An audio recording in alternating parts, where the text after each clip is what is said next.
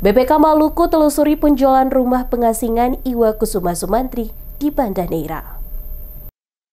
Polemik kepemilikan salah satu rumah bersejarah di Banda Neira, yakni rumah pengasingan Iwa Kusuma Sumantri, tengah menjadi sorotan. Kepala Balai Pelestarian Kebudayaan Wilayah 20 Maluku, Dodi Wiranto, mengungkapkan keheranannya atas klaim kepemilikan rumah tersebut oleh seorang pengusaha lokal bernama Rizal Bahalwan. Menurut Dodi, rumah bersejarah yang berada di Kelurahan Dwi Warna, Kecamatan Banda, Maluku Tengah itu telah ditetapkan sebagai Rumah Cagar Budaya Nasional sejak tahun 2015. Ia menambahkan, pada September lalu, tim BPK Wilayah 20 yang berkunjung ke Banda sempat ditegur oleh Rizal Bahalwan saat melakukan pengecekan di lokasi rumah pengasingan tersebut. Pihak BPK akan melakukan kajian pengumpulan data dan penelusuran guna memastikan duduk permasalahan penyebab adanya pihak-pihak yang melakukan transaksi jual beli bangunan rumah yang telah ditetapkan oleh pemerintah sebagai cagar budaya nasional. Ini coba kita mediasi lah. Kita juga nggak bisa serta-merta, tapi kita pelajari pelan-pelan persoalan seperti apa.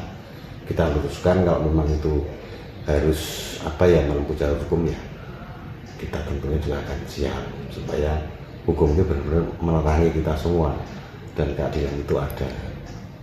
Sementara itu, Kepala Desa Dwi Warna, Supriyandi Marasabesi, membenarkan bahwa dirinya pernah membuat surat jual beli terakhir rumah tersebut, namun ia mengaku bingung bagaimana rumah yang sudah berstatus cagar budaya bisa diperjualbelikan.